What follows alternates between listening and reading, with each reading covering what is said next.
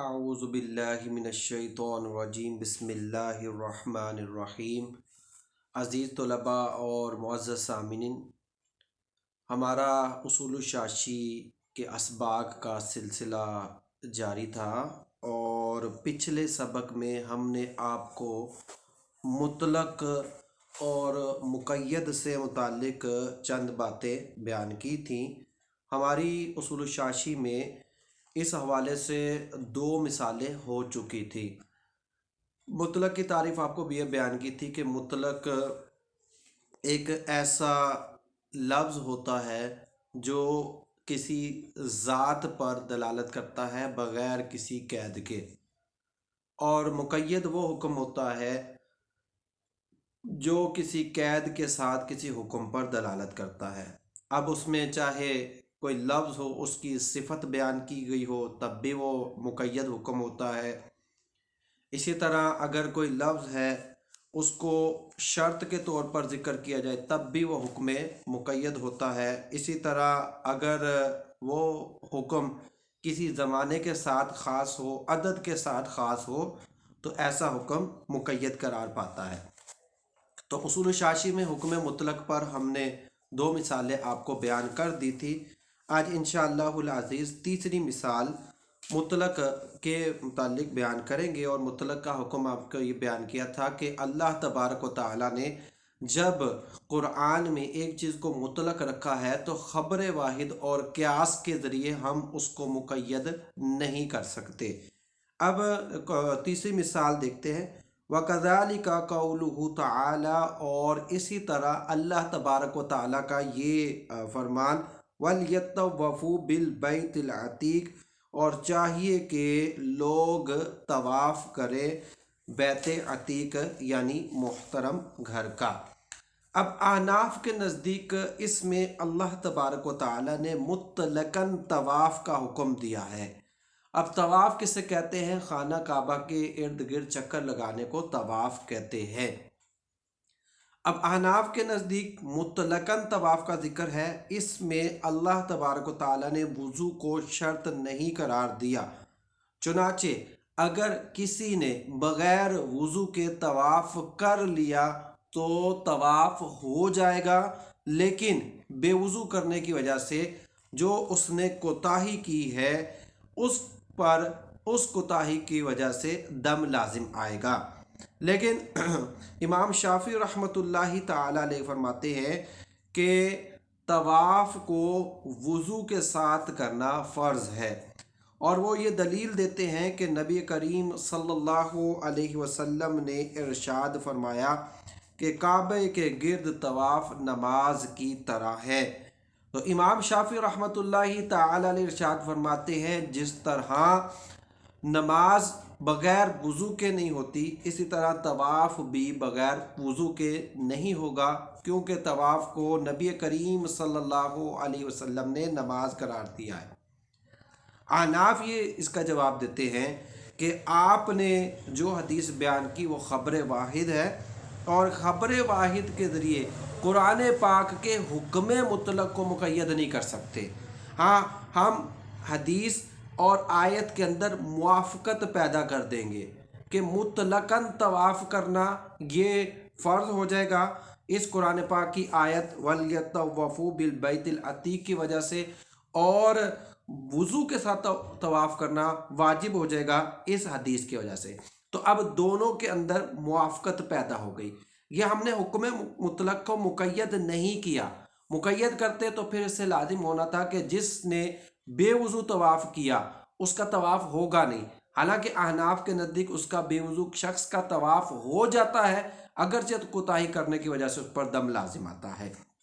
تو یہاں ہم موافقت پیدا کر لی کہ قرآن کے حکم کی وجہ سے مطلقاً طواف کرنا فرض، اور حدیث کی وجہ سے باوضو طواف کرنا یہ واجب ہو جائے گا۔ اگر کسی نے بے وضو طواف کیا تو اب اس کوتاہی کی وجہ سے اس نے ایک ترک واجب کیا، اور اس ترک واجب کا کفارہ دم کے ذریعے لازم آئے گا۔ اب ہم ذرا عبارت پڑھ لیتے ہیں اور اس کا ترجمہ بھی کر لیتے ہیں۔ وَكَذَلِكَ قَوْلُهُ تَعَالَى، اور اسی طرح اللہ تبارک و تعالیٰ کا یہ قول، یعنی جیسے ہم مطلق کی مثالیں بیان کریں اس میں اسی طرح ایک مطلق حکم کی اور مثال اللہ تعالیٰ کے اس فرمان میں وَلْيَطَّوَّفُوا بِالْبَيْتِ الْعَتِيقِ، اور چاہیے کہ اس مقدس گھر کا لوگ طواف کریں۔ کہتے ہیں مطلقٌ فی مسمت طواف بالبیت، یہ جو آیت ہے طواف کعبہ کے مفہوم میں مطلق ہے۔ فلا یزاد علیہ شرط الوضوء بالخبر، تو نہیں زیادتی کی جائے گی اس پر وضو کی شرط لگانے کی خبر کے سبب، یعنی خبر واحد کے سبب۔ بل یعمل بہ علی وجہ، بلکہ عمل کیا جائے گا اس پر اس صورت کے ساتھ لا یتغیر بہ حکم الکتاب، کہ اس سے قرآن کا حکم تبدیل نہ ہو، یعنی حکم مطلق ہے، ہم اس کو حکم مطلق پر باقی رکھیں گے، ہم مقید حدیث کی وجہ سے نہیں کریں گے، ہاں موافقت پیدا کر لیں گے۔ وہ موافقت کیا ہوگی وہ بتا رہے بِأَن يَكُونَ مطلق الطواف فردن، کہ ہوگا مطلق طواف فرض بحکم الکتاب، کتاب کے حکم کی وجہ سے، یعنی وَلْيَطَّوَّفُوا بِالْبَيْتِ الْعَتِيقِ کی وجہ سے، وَالْوُضُوءُ واجباً، اور وضو ہو جائے گا واجب بحکم الخبر، خبر کے حکم کی وجہ سے، فَيُجْبَرُ النُّقْصَانُ اللَّازِمُ، تو پورا کیا جائے گا اس نقصان کو جو لازم آنے والا ہے، بِتَرْكِ الْوُضُوءِ الْوَاجِبِ، واجب وضو کے ترک کے سبب، کس سے پورا کیا جائے گا؟ بالدمی، دم کے ذریعے، یعنی بے وضو اگر اس نے طواف کر لیا تو اب اس پر دم دینا لازم آئے گا۔ اسی طرح جو اب ایک چوتھی مثال پیش کر رہے ہیں مطلق کے حکم پر، وہ ہے اللہ تبارک و تعالیٰ نے ارشاد فرمایا وَارْكَعُوا مَعَ الرَّاكِعِينَ، رکوع کرو رکوع کرنے والوں کے ساتھ۔ اب احناف کے نزدیک اس آیت کے اندر رکوع اور سجدے کا حکم مطلقاً ہے۔ رکوع کسے کہتے ہیں؟ جھکنے کو، اور سجدہ کس کے کہتے ہیں؟ پیشانی کو زمین پر رکھ دینے کا نام یہ سجدہ ہے۔ تو احناف کے نزدیک مطلقاً رکوع کرنا فرض یا مطلقاً سجدہ کرنا فرض، اس میں جو تعدیل ارکان ہے، یعنی اطمینان، رکوع، سجود، قوما، یعنی رکوع کے بعد جو اٹھتے ہیں اس کو قوما کہتے ہیں، سجدے کے بعد جب ایک دوسرے سجدے ایک سجدہ کرنے کے بعد جب بیٹھتے ہیں اس کو جلسہ کہتے ہیں۔ تو جلسہ، اس میں اطمینان، یعنی کم از کم ایک مرتبہ سبحان اللہ کی مقدار رکنا، یہ تعدیل ارکان ہے۔ امام شافعی کے نزدیک یہ تعدیل ارکان بھی فرض ہے، احناف کے نزدیک یہ فرض نہیں ہے۔ امام شافعی رحمۃ اللہ تعالی علیہ تعدیل ارکان پر ایک حدیث بیان کرتے ہیں کہ ایک صحابی آئے، انہوں نے جلدی جلدی نماز پڑھی اور نبی کریم صلی اللہ علیہ وسلم کو سلام کیا، تو آپ صلی اللہ علیہ وسلم نے ارشاد فرمایا قم فصلی فإنک لم تصلی، اٹھو اور جا کر نماز پڑھو اس لیے کہ تم نے نماز نہیں پڑھی۔ انہوں نے پھر اس طرح کیا، پھر سرکار نے فرمایا کہ تم نے نماز نہیں پڑھی، دوبارہ نماز پڑھو۔ تیسری مرتبہ انہوں نے اسی طرح کیا، تو پھر انہوں نے کہا یا رسول اللہ آپ مجھے نماز سکھا دیجئے۔ تو نبی کریم صلی اللہ علیہ وسلم نے ارشاد فرمایا کہ جب تم نماز کا ارادہ کرو تو پاکی حاصل کر لو جیسا کہ اللہ نے تمہیں حکم دیا، پھر قبلہ رخ تم ہو جاؤ، اللہ اکبر کرو، اور قرآن سے جو تمہیں یاد ہو اس کو پڑھ لو، رکوع کرو، اطمینان کے ساتھ رکوع کرو، پھر رکوع سے سر اٹھاؤ تو اطمینان کے ساتھ سر اٹھاؤ، یعنی تعدیل ارکان کو تم ادا کرو، یعنی تعدیل ارکان یعنی رکوع، سجود، قوما، جلسہ میں اطمینان کے ساتھ ان کو ادا کرو۔ تو امام شافعی رحمۃ اللہ تعالی علیہ فرماتے ہیں اس حدیث پاک سے معلوم ہوا کہ اگر کوئی تعدیل ارکان ترک کر دیتا ہے تو اس کی نماز نہیں ہوگی، اس لیے کہ نبی کریم صلی اللہ علیہ وسلم نے خود ارشاد فرمایا کہ جاؤ تم نماز پڑھو، تمہاری نماز نہیں ہوئی۔ اب جس سے نماز نہیں ہوتی وہ چیز فرض ہوتی ہے، لہذا معلوم ہوا کہ رکوع، سجود، قوما، جلسہ میں اطمینان سے ادا کرنا یہ فرض ہے، اگر نہیں کرتا تو اس کی نماز نہیں ہوگی۔ احناف اس حدیث کا یہی جواب دیتے ہیں کہ یہ ایک خبر واحد ہے، اور قرآن کے اندر رکوع اور سجود کا حکم مطلق ہے۔ ایک طرف قرآن کا مطلق ہے، دوسری طرف خبر واحد ہے۔ خبر واحد سے حکم مطلق کے اندر ہم زیادتی نہیں کر سکتے، ہاں ہم حدیث اور آیت کے اندر موافقت اور تطبیق پیدا کر سکتے ہیں۔ وہ موافقت اور تطبیق کس طرح ہوگی کہ مطلقاً رکوع اور سجود کرنا فرض ہو جائے گا قرآن کی اس آیت کے سبب، اور تعدیل ارکان واجب ہو جائے گا خبر واحد کے ذریعے۔ لہٰذا اگر کسی نے تعدیل ارکان ترک کر دیا تو اس پر سجدہ سہو لازم آئے گا۔ تو آپ دیکھتے ہیں، عبارت دیکھتے ہیں، ہم اس کا ترجمہ بھی کر لیتے ہیں۔ وَكَذَلِكَ قَوْلُهُ تَعَالَى، اور اسی طرح اللہ تبارک و تعالیٰ کا یہ فرمان، وَارْكَعُوا مَعَ الرَّاكِعِينَ، رکوع کرو رکوع کرنے والوں کے ساتھ، مطلقٌ فی مسمى الرکوع، یہ مطلق ہے رکوع کے مسمى اور مفہوم کے متعلق۔ فَلَا يُزَادُ عَلَيْهِ شَرْطُ تعدیل، تو نہیں زیادتی کی جائے گی اس پر تعدیل کی شرط لگانے کی، بھی حکم الخبر، حدیث پاک کے حکم کی وجہ سے۔ وَلَكِنْ يُعْمَلُ بِالْخَبْرِ عَلَى وَجْهٍ، لیکن عمل کیا جائے گا خبر پر اس صورت کے ساتھ، لا يتغیر به حکم الکتاب، کہ اس کی وجہ سے کتاب کا حکم تبدیل نہ ہو۔ فَيَكُونُ مُطْلَقُ الرُّكُوعِ فَرْضًا، تو ہوگا مطلقاً رکوع کرنا فرض، بحکم الکتاب، قرآن کی اس آیت کے سبب، حکم کتاب کی وجہ سے۔ والتعدیل واجباً بحکم الخبر، اور تعدیل ارکان واجب ہو جائے گا جو ہم نے حدیث اعرابی والی بیان کی اس کے سبب۔ یہ ہماری یہاں تک چوتھی مثال ہو چکی تھی۔ اب ہم پانچویں بیان کرتے ہیں مثال۔ قرآن پاک میں اللہ تبارک و تعالیٰ نے ارشاد فرمایا، فَإِن لَّمْ تَجِدُوا مَاءً فَتَيَمَّمُوا صَعِيدًا طَيِّبًا، کہ اگر تمہیں پانی میسر نہ ہو تو تم پاک مٹی سے وضو کر لو۔ اب احناف کے ہاں اصول یہ ہے، جب تک پانی موجود ہے تیمم کرنے کی اجازت نہیں ہوگی، یعنی جب تک پانی ہے، جس کو عرف عام میں پانی یا عرب کے عرف ماء کہتے ہیں، جب تک وہ ماء موجود ہے تو تیمم کی اجازت نہیں ہوگی، کیونکہ اللہ نے کیا فرمایا، فَإِن لَّمْ تَجِدُوا مَاءً، اگر پانی نہ پاؤ تو پھر فرمایا فَتَيَمَّمُوا۔ تو یہ حکم مشروط ہے کہ پانی ہوگا تو تیمم نہیں ہوگا، اور اگر پانی نہیں ہوگا تو تیمم ہوگا، پانی ہوگا تو تیمم نہیں ہوگا، اور پانی نہیں تو تیمم ہے۔ تو اگر پانی کے اندر کوئی پاک چیز مل جائے اور اس کا کوئی وصف تبدیل کر دے تو احناف کے نزدیک چونکہ یہ مائع مطلق موجود ہے، لہٰذا اس صورت میں تیمم کی اجازت نہیں ہوگی کیونکہ پانی موجود ہے۔ امام شافعی رحمۃ اللہ تعالی علیہ فرماتے ہیں، اگر پانی کے اندر کوئی پاک چیز مل جائے اور اس کی وجہ سے پانی کا کوئی وصف تبدیل ہو جائے تو ان کے نزدیک اس پانی سے وضو کرنا جائز نہیں۔ اب وجہ کیا ہے؟ امام شافعی رحمۃ اللہ تعالی علیہ فرماتے ہیں کہ اللہ تعالیٰ نے فرمایا، وَأَنزَلْنَا مِنَ السَّمَاءِ مَاءً طُهُورًا، ہم نے آسمان سے پاک کرنے والا پانی نازل فرمایا۔ اب امام شافعی فرماتے ہیں کہ اگر پانی کے اندر زعفران یا کوئی پاک چیز مل گئی اور اس کا کوئی وصف تبدیل ہو گیا تو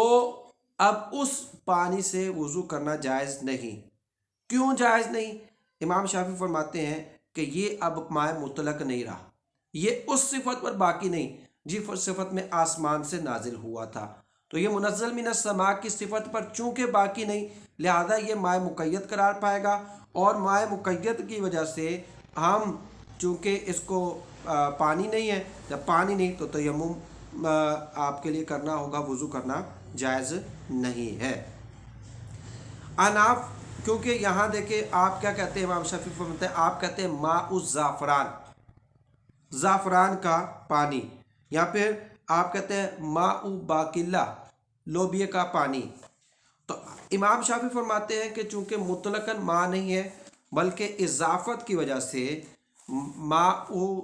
زعفران، ماء صابون، ماء الاشنان ہمارے عرف عام میں بھی کہتے ہیں، مطلقاً ماء نہیں کہتے، تو چونکہ یہ پانی اس صفت پر نہیں ہے جس صفت پر یہ آسمان سے نازل ہوا تھا، لہذا یہ پانی مقید قرار پائے گا، اور مقید پانی کی وجہ سے چونکہ منزل من السماء کی صفت پر باقی نہ رہا، جب اس صفت پر باقی نہ رہا تو اس پانی سے وضو کرنا جائز نہیں۔ اب اس پانی کی موجودگی میں تیمم سے یہ تیمم کیا جائے گا۔ احناف اس کا جواب یہ دیتے ہیں کہ پانی کی کسی چیز کی طرف اضافت سے وہ پانی مقید نہیں ہوتا، ورنہ تو ہم کہتے ہیں ماء السماء کہتے ہیں، اسی طرح ماء البئر کہتے ہیں کنویں کا پانی، تو یہاں بھی ماء کی اضافت کنویں کی طرف کی جا رہی ہے، حالانکہ آپ کے نزدیک بھی کنویں کا پانی پاک ہے۔ اسی طرح جو ہے ماء النہر، نہر کا پانی، تو آپ کے نزدیک بھی جو ہے نہر کے پانی سے وضو کرنا جائز ہے۔ تو اسی طرح ماء البحر، سمندر کا پانی، تو سمندر کے پانی سے آپ کے نزدیک بھی تیمم کرنا وضو کرنا جائز ہے۔ تو اگر صرف اضافت کی وجہ سے وہ پانی منزل من السماء کی صفت پر باقی نہ رہے اور مقید ہو جائے تو ان پانیوں سے آپ کے نزدیک بھی وضو نہیں ہونا چاہیے، حالانکہ آپ ان پانیوں سے وضو کو جائز مانتے ہیں۔ تو ہمارے نزدیک پانی کو مقید تب قرار پائے گا، یعنی پانی کو ہم پانی نہیں کریں گے جب دو شرطیں پائے جائیں۔ ایک تو یہ کہ پانی کا سرے سے نام ہی ختم ہو جائے، پانی کا سرے سے نام ہی ختم ہو جائے، جیسے، اور اس کی صورت کیا بنے گی، جیسے اگر پانی کی دوسری کی طرف اضافت کی جائے اور وہ پانی اس چیز سے کشید کر کھینچ کر نکالا جائے تو پھر وہ پانی ماء مطلق نہیں ہوگا۔ جیسے ماء الثمر، یہاں ماء کی اضافت پھل کی طرف ہے، پھل کا پانی، اب وہ پانی پھل سے کشید کر کے نچوڑ کر نکالا جا رہا ہے، تو اب یہ پانی ماء مطلق نہیں ہے، کیونکہ اس کو آپ ماء الثمر کہتے ہیں، مطلقاً ماء نہیں کہتے۔ تو ہمارے نزدیک اضافت کی وجہ سے جو ہے پانی دو صورتوں میں اضافت کی وجہ سے ہم اس کو مقید قرار دیں گے، جب سرے سے پانی کا نام ختم ہو جائے، جیسے ماء الثمر، تو یہ کیا ہوگا، اس پانی کو، ثمر کا پانی، پھل کا پانی، اس پانی کو اس پھل سے نچوڑ کر نکالا جا رہا ہے، جیسے کیلے کا پانی، تو کیلے کے درخت سے نچوڑ کر وہ پانی نکالا جا رہا ہے، تو یہ ماء مطلق نہیں۔ اسی طرح جو دوسری صورت ہے کہ وہ مضاف الیہ کا جز ہو، جیسے کیلے کا پانی، تو اب مضاف جو ہے ماء ثمر کہہ لیجئے، ماء ثمر،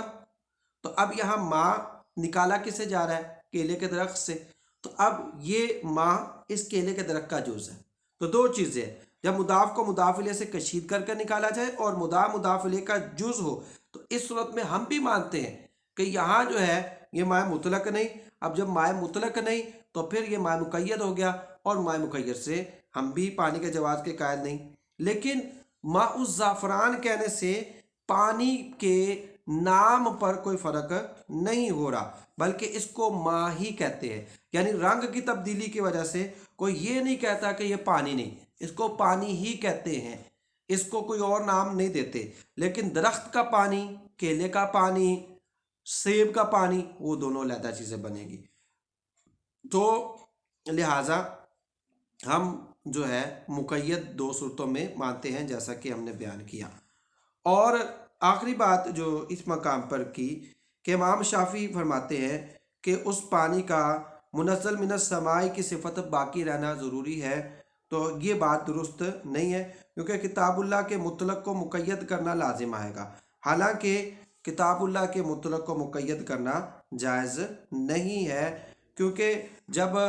کوئی چیز آسمان سے اترتی ہے لازمی طور پر اس میں بھی کوئی نہ کوئی چیز مل جاتی ہے۔ اسی طرح نہر کا پانی ہوتا ہے، اس میں مٹی مل جاتی ہے، تو اگر آپ کہیں کہ بیائی نہیں، اس صفت پر باقی رہنا چاہیے جس صفت پہ آسمان سے نکل رہا تھا، تو یہ حکم مطلق کو اپنے قیاس کے ذریعے مقید کرنا ہوگا، جو کہ درست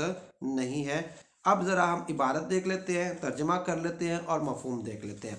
وَعَلَىٰ هَذَا قُلْنَا، اور اسی اصل پر کیا اصول ہے کہ مطلق اپنے اطلاق پر جاری رہتا ہے، اس کو مقید نہیں کر سکتے۔ ہم کہتے ہیں یجوز تودی بماء الزعفران، ہمارے نزدیک جائز ہے وضو کرنا زعفران کے پانی کے ساتھ، وَبِكُلِّ مَاءٍ اور ہر ایسے پانی کے ساتھ خَالَطَهُ شَيْءٌ طَاهِرٌ کہ جس کے ساتھ کوئی پاک چیز مل گئی، فَغَيَّرَ أَحَدَ أَوْصَافِهِ تو اس پاک چیز نے پانی کے اوصاف میں سے کسی ایک وصف کو تبدیل کر دیا۔ اب وجہ کیوں بتا رہے ہیں؟ ان شرط المسیر الی التیمم، تیمم کی طرف جانے کی شرط کیا ہے؟ عدم مطلق الماء، ماء مطلق کا موجود نہ ہونا، وہذا قد بقی ماء مطلقا اور یہ باقی ہے ماء مطلق کے طور پر، یعنی کون سا؟ ماء زعفران۔ ہمارے عرف عام میں بھی، عرب کے عرف میں بھی ماء زعفران سے مراد وہ پانی ہوتا ہے جس میں کچھ زعفران مل جائے، ٹھیک ہے؟ اب زعفران مل رہا ہے، پانی کو زعفران سے نچوڑ کر نہیں نکال رہے۔ اگر پانی کو زعفران سے نچوڑ کر نکالتے تب یہ سوال پیدا ہونا تھا کہ یہ مائع مقید ہے، یہاں تو مائع مطلق ہی ہے، عرف عام میں بھی اس کو مائع مطلق کہتے ہیں، صرف ایک چیز کی طرف اضافت کی وجہ سے وہ حکم مطلق سے مقید میں نہیں جاتا۔ تو یہ کہہ رہے ہیں کتاب پہ دیکھیے کہ ھذا قد بقی ماء مطلقا کہ یہ یعنی جس میں زعفران یا پاک چیز ملی ہو یہ مائع مطلق ہی رہ کر باقی ہے۔ فَإِنَّ قَيْدَ الْإِضَافَةِ کہ پانی کی اضافت ان کی چیز کی طرف، یعنی ماء زعفران، ماء صابون، تو پانی کی اضافت ان چیز کی طرف ما زال عنہ اسم الماء ان سے پانی کا نام ختم نہیں کرتی، بل کررہ بلکہ اس کو مزید پختہ کر دیتی ہے۔ فَيَدْخُلُ تَحْتَ حُكْمِ الْمُطْلَقِ الْمَاء تو یہ ماء مطلق کے حکم کے تحت داخل ہوگا۔ وَكَانَ شَرْطُ بَقَائِهِ عَلَى صِفَةٍ مُنَزَّلٍ مِنَ السَّمَاءِ اب یہ جو امام شافعی نے اعتراض کیا تھا کہ یہ پانی جو ہے زعفران والا پانی اس صفت پر باقی نہیں جس صفت پر آسمان سے نازل ہوا تھا، تو کہتے ہیں کانا شرط بقا اس کے باقی ہونے کی شرط لگانا کس؟ علی صفت المنزل من السماء منزل من السماء کی صفت پر، ٹھیک ہے، یعنی منزل من السماء کی صفت پر باقی رہنے کی شرط لگانا قیدن لحاظ المطلق یہ مطلق کو مقید کرنا ہے۔ وَبِهِ يُخَرَّجُ حُكْمُ الْمَاءِ الزَّعْفَرَانِ وَالصَّابُونِ وَالْأُشْنَانِ وَأَمْثَالِهِ اسی سے نکلے گا زعفران کا پانی کا حکم، صابن کے پانی کا حکم اور اشنان اور اسی کی مثل، اشنان بوٹی تھی جو پانی صاف کرنے کے لیے استعمال ہوتی تھی، ان کی مثل جو حکم ہے کہ ہمارے نزدیک یہ مائع مطلق ہی ہیں لہذا ان سے وضو کرنا جائز ہے، ان کی موجودگی میں تیمم نہیں کر سکتے۔ اب امام شافعی رحمۃ اللہ تعالیٰ علیہ فرماتے ہیں یہاں ان کی طرف سے اعتراض ہو رہا ہے، وہ اعتراض یہ ہے کہ آپ کہتے ہیں کہ پانی کی زعفران کی طرف اضافت سے پانی مقید نہیں ہوتا بلکہ مطلق رہتا ہے، اس سے وضو کرنا جائز ہے، تو ہم ماء النجس کی صورت میں یہاں بھی تو آپ ماء کی نسبت نجس کی طرف کر رہے ہیں، تو لہذا آپ کے اصول کے مطابق اضافت کی وجہ سے اس کو مقید نہیں ہونا چاہیے تھا اور آپ کے نزدیک اس سے وضو ہو جانا چاہیے تھا، حالانکہ آپ بھی مانتے ہیں کہ یہ ماء النجس جو ہے یہ مائع مطلق نہیں بلکہ یہ مائع مقید ہے، اس سے وضو نہیں ہوگا، تو یہاں بھی تو آپ اضافت ہو رہی ہے، تو اس اضافت کی وجہ سے آپ پانی سے وضو کو کیوں درست نہیں مانتے؟ تو اس کی وجہ بتا رہے وَخَرَجَ عَنْ هَذِهِ الْقَضِيَّةِ اور نکل جائے گا ہمارے اس بیان کردہ اصول سے، کیا نکل جائے گا؟ ماء النجس۔ کیوں؟ دیکھیں قرآن میں اللہ تعالیٰ نے کیا فرمایا؟ وَلَٰكِن يُرِيدُ لِيُطَهِّرَكُمْ اللہ تبارک و تعالیٰ ارادہ کرتا ہے تمہارے ساتھ پاکی کا، یعنی ہم کہتے ہیں ہماری طرف سے ان کو جواب دیے کہ اللہ تبارک و تعالیٰ نے پانی کے جو نازل کرنے کا مقصد کیا تھا کہ اس سے پاکی حاصل کی جائے۔ اب جو مائع جو نجس ہے، مائع نجس جو ہے اس سے ان حصول طہارت نہیں ہوتا، حالانکہ پاکی کے پانی کے